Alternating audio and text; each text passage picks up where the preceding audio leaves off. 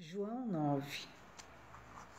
No livro de João, nós vemos no capítulo 9 que Jesus estava caminhando e então os discípulos veem um cego de nascença, ou seja, um homem que desde o nascimento nascera cego.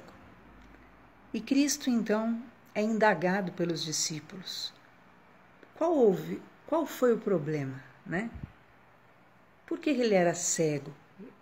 Foi por causa do pecado dos pais? Foi por causa dos pecados dele? O que é que gerara aquela anomalia na vida dele? E então Cristo diz de forma tão simples e clara: nem ele, nem os pais dele pecaram. O motivo é para que a glória de Deus seja manifesta na vida dele. E nós vemos esse primeiro ensino nessa passagem. A cegueira, a escuridão, muitas vezes, na vida de uma pessoa, na vida de alguém, pode envolver, na verdade, aquilo que é a manifestação de uma obra poderosa que Deus quer manifestar na vida daquela pessoa. Às vezes, você vê alguém que tem algum problema desde sempre, né? Às vezes você vê alguém com a mente fechada, às vezes você vê alguém que tem a falta de visão da vida, das coisas de Deus. E, no entanto, não significa que essa pessoa não possa viver o que é um grande milagre. Não significa que Deus não possa agir na vida dessa pessoa. Então, é importante, você que me ouve, às vezes você tem uma marca na sua vida, onde as pessoas julgam que você não tem, né, uma visão de futuro, você não enxerga, né, talvez você seja uma pessoa sem fé, e até a família olhando para você te julga alguém sem condições de ver, de se mover, de realmente até vir a enxergar o Evangelho, a glória do Senhor. E isso era a situação desse homem. Ele não podia ver. Isso, lógico, ele não podia ver no âmbito físico. Ele era cego, literalmente, né? Desde o nascimento. Só que, diante de Deus, não existe isto de uma pessoa permanecer na escuridão para sempre. Não existe isso de uma pessoa ser subjugada, como em alguns países existem o termo karma, né? A pessoa ser predeterminada, a pessoa ser escolhida, a pessoa ter aquele destino, aquele karma de ser uma pessoa que viverá para sempre na escuridão, sem visão, sem condições de enxergar a beleza da vida, a glória de Deus, etc. Mas nós vemos de forma clara aqui que Jesus queria manifestar a glória dele na vida daquele homem. Então, você também que me ouve, se por acaso a vida inteira, né, você nunca pôde ver a glória de Deus, você nunca pôde ver dias melhores, um cego só vê o quê? O escuro. Um cego, imagina só, né? Você desligar aí a luz da sua casa ou fechar os olhos, você vai ver tudo escuro. E é isso que um cego vê a vida inteira, tudo escuro. Então, não há perspectiva alguma de ver um dia alguma beleza na vida, de ver algum dia alguma cor, de ter algum sabor, né, naquilo que é o enxergar coisas lindas, maravilhosas. Parecia que aquele homem estava destinado àquilo, mas não. Ninguém é destinado ao mal. O Deus vivo pode interferir na caminhada, na vida de uma pessoa, na hora que ela menos espera, e pode sim gerar um milagre sobrenatural, de forma que essa pessoa usufrua da glória de Deus. Diz então que Jesus se aproximou desse homem. Esse homem não consta que ele clamou por Jesus. É interessante isso. Esse homem nem clamou por Jesus. Você vai ver outros cegos na Bíblia que foram curados, e eles foram curados porque eles clamaram insistentemente. Jesus tem misericórdia, Jesus, e eles clamavam. Mas esse homem nem clamou. E, no entanto, Jesus disse: enquanto eu estou no mundo, eu sou a luz do mundo.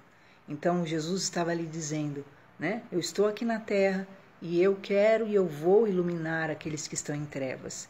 E ele mesmo, o próprio Jesus, se aproxima daquele homem. Diz então que Jesus toma uma atitude que, humanamente falando, né? Graças a Deus não tinha nenhum fariseu ali perto na hora, né? Imagina só o auê que ia dar, porque Jesus cuspiu na terra. Aparentemente, né, alguém poderia alegar: que preconceito, que desrespeito, que maltrato, né? Olha, que ofensa, né? Parecia que o Senhor, na verdade, estava agindo de forma desprezível com aquele cego. Olha, só porque ele não vê, né, poderiam alegar. Mas, no entanto, até quando você não entende, até quando você não compreende, até quando parece que Jesus está desprezando, Jesus, na verdade, está agindo, está trabalhando. Jesus cuspiu na terra, pegou aquela terra, passou nos olhos daquele cego e disse para ele: vai ao tanque de Siloé, que significa o enviado. O tanque do enviado. Quem é o enviado? O enviado de Deus é o Senhor Jesus. E é importantíssimo que você vá ao tanque do enviado, né? Aonde estão as águas, aonde é o tanque, né? Nós podemos colocar o tanque do Senhor Jesus, o tanque do enviado de Deus, uma igreja perto da sua casa. O tanque pode simbolizar, né, algum lugar onde falha a palavra de Deus ao teu coração. E dizem então que aquele homem foi ao tanque e lavou os olhos e ele voltou a enxergar. Um cego de nascença, que nunca veria a luz, que nunca veria a cor, que teria os dias sombrios, escuros. Mas Deus tinha para ele o manifestar de sua glória. E eu quero declarar essa grande vitória sobre a sua vida, independente da sua condição.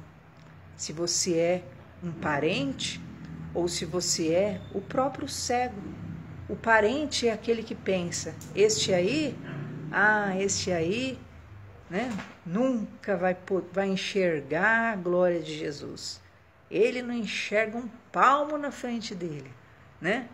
Talvez as pessoas te julguem, alguém que vive nas trevas, na escuridão e que nunca verá a luz.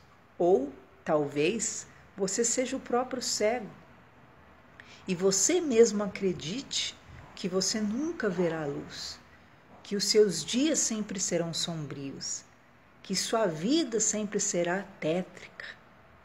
Todavia, Deus, Ele olha para você por misericórdia e Ele pode transformar os seus dias sombrios em dias de luz. Ele pode transformar através de alguém. Jesus disse: enquanto eu estou no mundo, eu sou a luz, eu vou lá, né?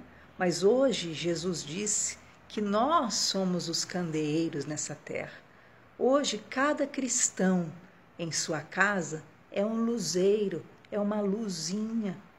E você pode ouvir um cristão que lhe falar do amor de Deus, um cristão que lhe trouxer a luz. E Deus vai usar e pode usar esses pequenos luzeiros para realmente trazer de novo esperança ao teu coração, luz para a tua alma, para os teus olhos, brilho, vigor, vida. Diz então a palavra do Senhor que aquele homem voltou a enxergar. Então os vizinhos que o conheciam começaram a olhar para ele e dizer: ué, esse aí não era o cego que mendigava? E uns diziam: é ele, e outros diziam: não, não é ele não. E outros diziam: sou eu. E ele mesmo disse: sou eu mesmo, eu sou aquele. E então falaram: mas o que aconteceu? E ele disse: um homem chamado Jesus veio, passou o lodo nos meus olhos e falou para que eu lavasse no tanque de Siloé, e eu voltei a enxergar, comecei a enxergar. E aí disseram: onde está ele? E então diz que ele falou: eu não sei onde ele está nesse momento. E foram e levaram aquele cego até os fariseus. Lá vai a história de novo. E quando eles chegam diante dos fariseus e contam que aquele cego de nascença fora curado, os fariseus começam a perguntar: mas como que ocorreu isso? Como que ocorreu isso com você? E ele explica toda a história, que veio e passou lodo e disse para ele se lavar, e ele começou a enxergar. E aí eles: não, mas não é possível, porque como que esse homem, sendo um pecador, curando de sábado, né? Porque para eles só importava a lei. Quebrou a lei, esse homem é um pecador, porque ele quebra a lei, Deus não pode estar agindo nele, né? E o cego, que era cego, deixou de ser cego, disse: olha, se ele é pecador eu não sei, eu sei que eu era cego de nascença e eu voltei a ver. Que eu saiba, Deus não ouve a pecador, mas aquele que o agrada, a este Deus ouvirá. E aqueles homens religiosos já se indignaram: quem é você para querer nos ensinar? Você é um pecador, né? Então, sempre na condição de prepotência, arrogância, os santões, e ali aquele homem curado estava glorificando, feliz, mas já estava sendo persuadido a respeito, né, daquilo que era a sua cura. Então eles perguntaram para o ex-cego: e o que você diz desse homem? Ele disse: para mim ele é um profeta. E eles disseram que não criam que ele realmente era alguém de Deus. E não criam também que aquele cego era cego. E falaram: não, chame os pais dele para a gente confirmar se ele realmente era um cego de nascença. Vão e chamam os pais deste ex-cego. E então, quando os pais dele chegam e falam: e quem era? Esse era seu filho? Conta a história dele. Eles falam: realmente, esse era nosso filho, ele era cego de nascença, nasceu cego. Mas como ele está enxergando, eu não sei. Pergunta para ele, porque ele já tem a idade, ele já é adulto, ele pode responder. Por que eles disseram isso? Porque os judeus já tinham ameaçado: qualquer um que falasse que Jesus era o Cristo ia ser expulso da sinagoga. Então, por temerem os judeus, os pais daquele cego se negaram a tomar algum partido, mas disseram: pergunta para ele. Ele era cego de nascença, sim, mas como ele foi curado, eu não sei. Dizem então que chamaram o cego segunda vez e perguntaram para ele: como que foi que você foi curado? E lá foi o cego de novo explicar para aqueles incrédulos, né? Eram religiosos, mas eram incrédulos, né? No Senhor Jesus. E eles disseram: dê glória a Deus, glorifique a Deus, porque sabemos que esse homem aí, ele é só um pecador. Glorifique só a Deus. E aí o cego disse: se ele é pecador, eu não sei. Uma coisa eu sei, é que havendo sido cego, agora eu vejo.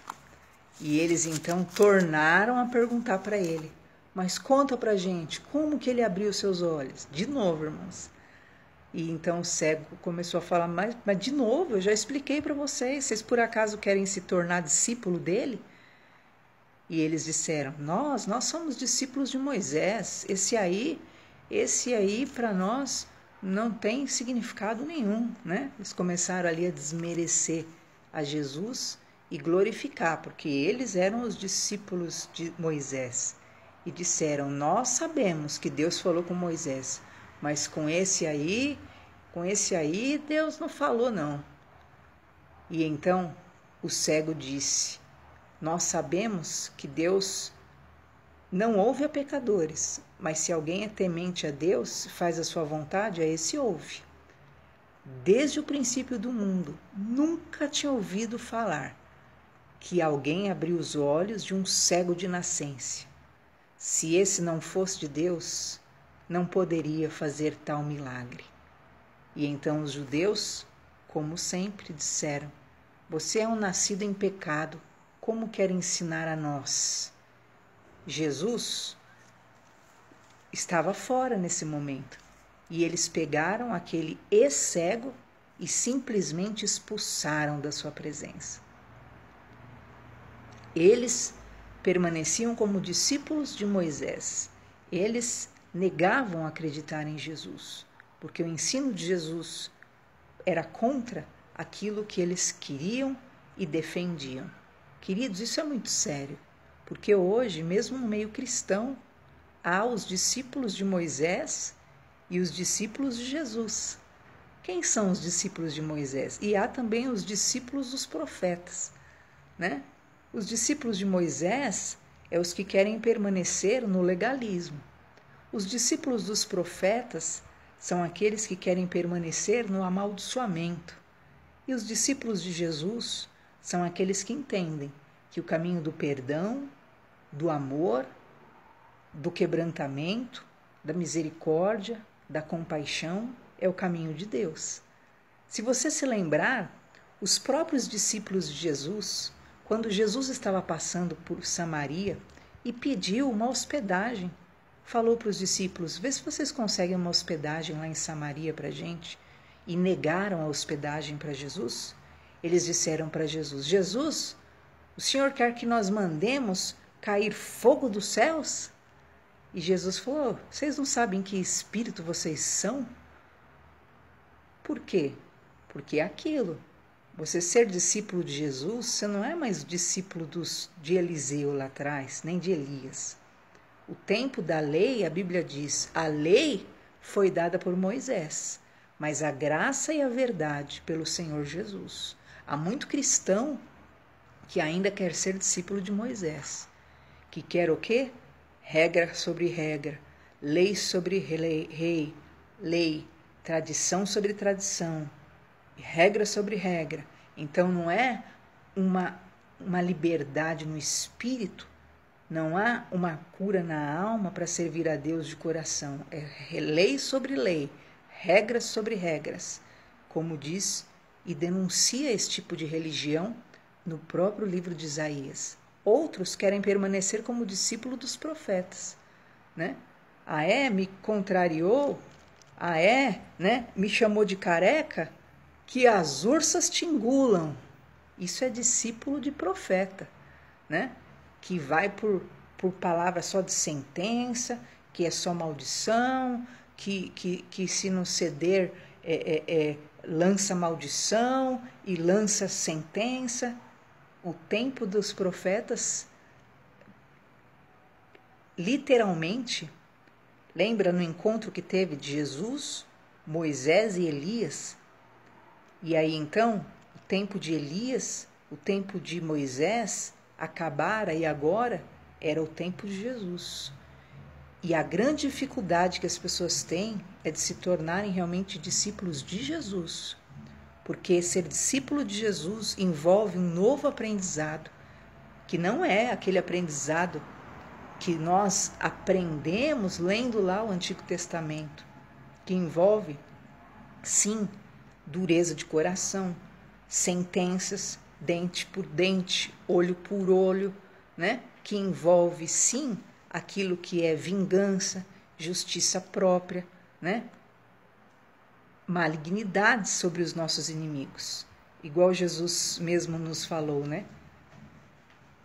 Que diz: odeia os inimigos, né? Não, agora não. Amai os inimigos, orai pelos que vos perseguem, bendizei aos que vos maldizem, né? Então, na verdade, ser discípulo de Jesus está muito acima daquilo que tem sido apregoado em 70% do meio cristão. E nós precisamos entrar mesmo por esse caminho estreito, porque não é fácil, né? quando envolve realmente o perdão, quando envolve realmente uma essência de libertação e transformação interior de tal forma que envolva a renúncia da tua própria alma e de qualquer espécie de sentimento mau. Diz então que nós realmente entendamos e buscamos, é o que Jesus disse, né? Quem ouve as minhas palavras e crê naquele que me enviou, esse verdadeiramente será meu discípulo. Dura coisa nos pediste, né? Que realmente nós nos tornemos discípulos de Jesus, o Jesus das Escrituras, não é o Jesus Moisés, não é o Jesus Elias, né? Se crerdes em mim conforme diz as Escrituras, rios de águas vivas fluirão do seu interior. Expulsaram aquele ex-cego do templo, como sempre, e nesse momento, quando o expulsam, Jesus vai ao encontro dele e Jesus conversa com ele. E Jesus Cristo diz: você crê no Filho de Deus? E ele diz: quem é ele, Senhor, para que eu nele creia? E então Jesus se revela para aquele homem. Queridos, a visão daquele homem foi restaurada não só no plano físico, mas de tal forma no plano espiritual, que Jesus diz para ele: tu já tens visto o Filho de Deus, e é aquele que fala contigo. E então aquele cego disse: eu creio, Senhor. E ele adorou a Jesus. Aquele cego foi o primeiro que soube plenamente e adorou, soube que estava diante do Filho de Deus e adorou a Jesus Cristo de Nazaré. E diz então que Jesus falou para ele: eu vim a este mundo para juízo, a fim de que aqueles que não vêm, vejam, e aqueles que vêm, fiquem cegos. Então, aquelas pessoas que julgam que sabem de tudo, que veem tudo, esses ficam na cegueira. Eu não preciso. Eu sei de tudo, né? É o que diz no livro de Apocalipse, né? Eu sou rico, eu tenho tudo, eu não preciso de nada. Então, esses permanecem na escuridão. Mas aqueles que estão cegos, que estão na escuridão, que não veem nada, que não conseguem enxergar uma luz, não conseguem enxergar uma esperança, aqueles poderão ter o contato com Jesus, poderão alcançar a libertação e a cura sobre si. E diz então a palavra do Senhor que os fariseus que estavam ali próximo, ouvindo aquilo, disseram: estás nos chamando de cego? Então nós somos os cegos? E Jesus falou: se vocês fossem cegos, não teriam pecado. Mas agora, porque vocês dizem que veem, que enxergam, os pecados de vocês permanecem. Quer dizer, eles estavam se gloriando que eles não eram cegos, não, que eles enxergavam. Ora, se eles enxergavam, então eles discerniam que Cristo era a luz e estavam literalmente, por vontade própria, rejeitando a luz, então o pecado permanecia sobre ele. A sentença realmente de rejeitar o Filho de Deus. Queridos, são muitos ensinos e aprendizados, mas que você que está em trevas, sem luz, você possa acreditar que essa cegueira, é para que você possa ver a glória de Deus. O Senhor vai se manifestar a você e você vai poder enxergar o sobrenatural. O amanhã pertence ao Senhor e no amanhã você vai ver se cumprir a palavra do Senhor que diz: bem sei eu os pensamentos que tenho a respeito de vós, e são pensamentos de paz, e não para vos dar o fim que pensais. Então, os pensamentos do Senhor são pensamentos de paz. Então, ainda que você não consiga enxergar nada agora, mas amanhã você vai enxergar. Hoje você não entende, amanhã você vai entender e você vai poder ver a glória de Deus, porque Jesus disse: aquela cegueira era para que se manifestasse a glória de Deus sobre ele. Então, você vai voltar a ver a luz, você vai voltar a ver as cores, você vai voltar a ver realmente aquilo que é a glória de Deus. Voltar ou começar a ver. Se você é um cego de nascença, sempre foi cego, você vai ter esse privilégio. Você que diz a vida inteira: a minha vida foi só trevas, a minha vida foi só escuridão, a minha vida foi só sombra, a vida inteira. Então eu quero te dizer, Deus quer manifestar a glória dele sobre você. Ainda que pareça que ele te despreze, ainda que pareça que ele não se importe, talvez você tenha dito: ah, Deus não liga para mim, Deus não se importa, porque desde sempre é esse caminho, desde sempre é essa escuridão na minha vida. Mas isso é um grande engano. Jesus se importa, e ainda que você não entenda, ainda que pareça que ele te despreze, ele fará uma grande obra na sua vida. Abra o teu coração e creia no Filho de Deus e o adore, porque ele trará muita alegria, muita cor, muita vitória para a tua vida.